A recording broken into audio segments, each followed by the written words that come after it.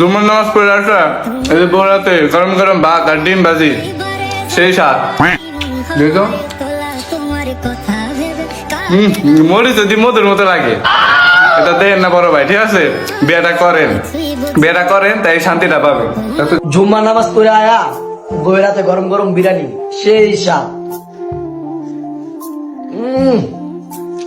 অমৃত বইরাতে খাওন। বিয়েটা করেন ভাই, বিয়েটা করেন।